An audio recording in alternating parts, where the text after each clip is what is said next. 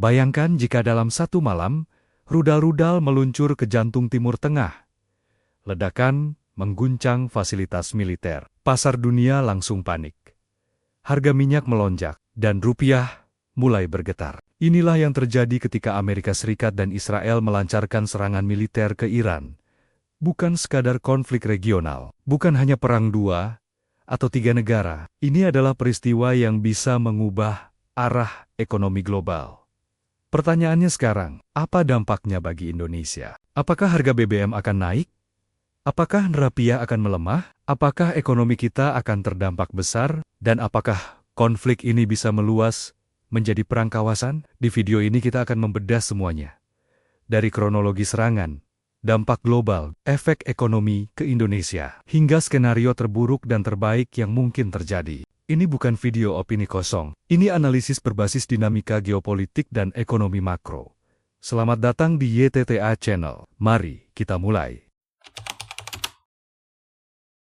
Serangan ini tidak terjadi tiba-tiba. Ketegangan antara Amerika Serikat, Israel, dan Iran sebenarnya sudah berlangsung puluhan tahun. Iran dianggap sebagai ancaman strategis oleh Israel karena program nuklirnya dan dukungan terhadap kelompok-kelompok militan di kawasan. Namun dalam beberapa pekan terakhir, eskalasi meningkat drastis. Serangan udara diluncurkan ke sejumlah fasilitas strategis Iran. Targetnya disebut-sebut mencakup instalasi militer, pusat logistik, dan infrastruktur pertahanan. Iran menyebut ini sebagai agresi langsung.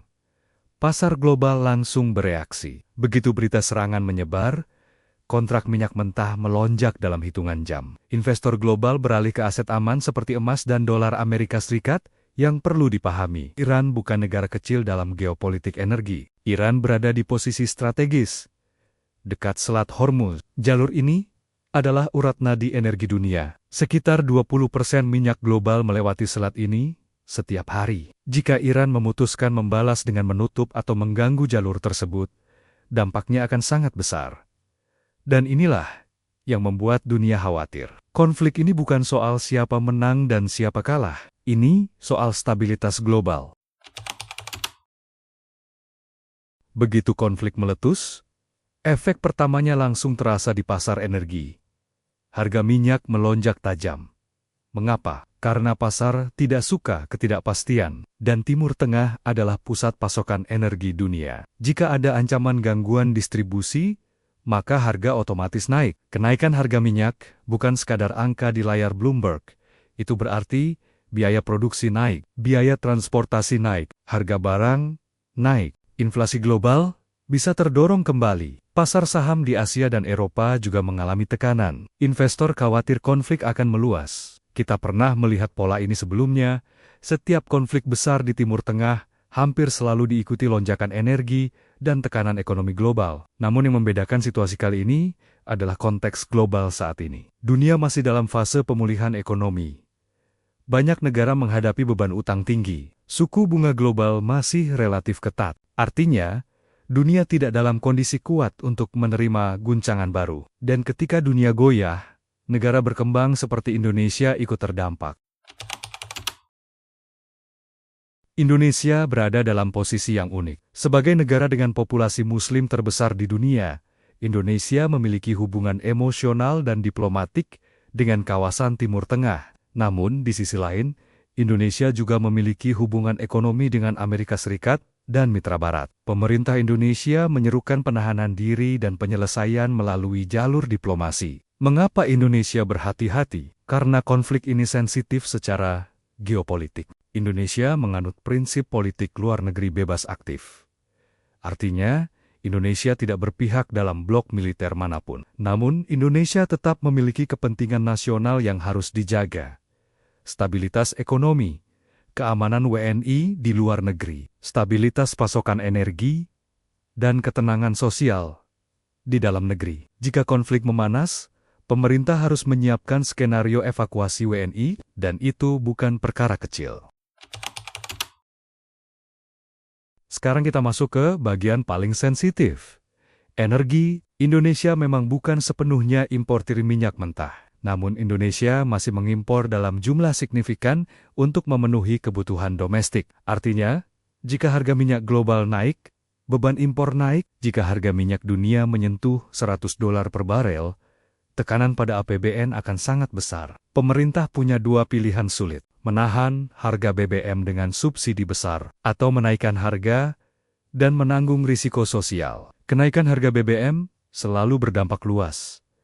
Transportasi naik, harga pangan naik, biaya logistik naik, inflasi bisa meningkat. Dan ketika inflasi naik, daya beli masyarakat turun. Inilah efek domino yang paling ditakuti.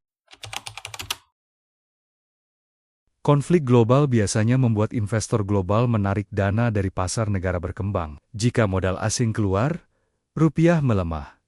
Rupiah yang melemah membuat impor makin mahal. Itu berarti tekanan inflasi tambahan. Bank Indonesia mungkin harus menjaga stabilitas dengan kebijakan moneter ketat. Namun kebijakan ketat bisa memperlambat pertumbuhan ekonomi. Inilah dilema klasik saat terjadi krisis eksternal. Jika konflik ini berkepanjangan, pertumbuhan ekonomi Indonesia bisa terdampak. Namun jika cepat mereda, dampaknya mungkin hanya sementara. Semuanya tergantung durasi konflik. Konflik internasional seringkali berdampak pada psikologi publik. Berita perang, ketegangan, dan ancaman global bisa memicu kekhawatiran sosial. Isu haji dan umrah juga menjadi perhatian. Jika kawasan Timur Tengah tidak stabil, biaya perjalanan bisa meningkat. Nilai tukar rupiah juga berpengaruh pada biaya ibadah. Selain itu, media sosial bisa memperkeruh suasana jika informasi tidak akurat menyebar. Karena itu penting bagi masyarakat untuk tetap rasional dan berbasis data. Mari kita lihat dua kemungkinan. Skenario terburuk, konflik meluas. Iran membalas besar. Selat Hormuz terganggu, harga minyak melonjak di atas $120. Inflasi global kembali tinggi, Indonesia akan menghadapi tekanan besar. Skenario terbaik, serangan berhenti di tahap terbatas. Tidak ada gangguan distribusi energi. Harga minyak stabil kembali. Dampaknya hanya jangka pendek. Sejarah menunjukkan banyak konflik Timur Tengah berakhir dalam fase eskalasi terbatas. Namun tidak ada yang benar-benar pasti. Indonesia memiliki beberapa modal kuat, cadangan devisa yang relatif stabil, koordinasi fiskal dan moneter yang semakin solid, diversifikasi sumber energi. Namun tantangan tetap ada. Ke depan, Indonesia perlu mempercepat transisi energi agar ketergantungan pada impor minyak berkurang. Selain itu, stabilitas politik dalam negeri harus dijaga agar investor tetap percaya. Ketahanan ekonomi bukan hanya soal angka, tapi juga soal kepercayaan. Konflik antara Amerika Serikat, Israel, dan Iran bukan hanya soal rudal yang diluncurkan, bukan hanya soal siapa menyerang dan siapa membalas. Ini adalah pengingat keras bahwa dunia hari ini berdiri di atas fondasi yang rapuh. Satu keputusan militer di Timur Tengah bisa mengguncang pasar Asia, bisa menggerakkan harga minyak, bisa memengaruhi nilai rupiah, bahkan bisa berdampak pada harga beras di pasar tradisional Indonesia. Inilah realitas globalisasi. Kita mungkin tidak berada di garis depan perang, tapi kita hidup dalam sistem ekonomi yang saling terhubung. Dan dalam sistem itu, tidak ada negara yang benar-benar kebal. Namun ada satu hal yang membedakan negara yang rapuh dan negara yang tangguh. Kesiapan membaca arah angin geopolitik, kesiapan menjaga stabilitas ekonomi, dan kesiapan masyarakatnya untuk tetap rasional di tengah badai informasi. Sejarah membuktikan, krisis global selalu datang dalam siklus. Perang, resesi, ketegangan energi, semua pernah terjadi sebelumnya. Tapi, sejarah juga membuktikan negara yang mampu bertahan bukanlah yang paling kuat secara militer, melainkan yang paling cerdas secara strategi. Indonesia punya peluang untuk menjadi negara yang tangguh. Bukan hanya sebagai penonton dinamika global, tetapi sebagai pemain yang mampu menjaga keseimbangan. Yang terpenting hari ini bukan rasa panik, bukan juga spekulasi berlebihan. Yang terpenting adalah kesadaran bahwa dunia sedang bergerak cepat, dan kita harus bergerak lebih cerdas. Karena pada akhirnya, perang mungkin terjadi jauh dari tanah air kita, tapi dampaknya bisa terasa sangat dekat. Tetap tenang, tetap waspada, Tetap kritis, dan terus ikuti analisis geopolitik dan ekonomi global yang mendalam hanya di YTTA Channel. Karena di era informasi seperti sekarang, pengetahuan bukan hanya kekuatan. Pengetahuan adalah pertahanan. Sampai jumpa di video berikutnya.